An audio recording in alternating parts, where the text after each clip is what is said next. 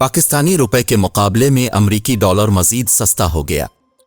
State bank of Pakistan की जानिब से जारी अदाद व शुमार के मुताबिक आज इंटरबैंक में डॉलर 27 पैसे सस्ता हुआ।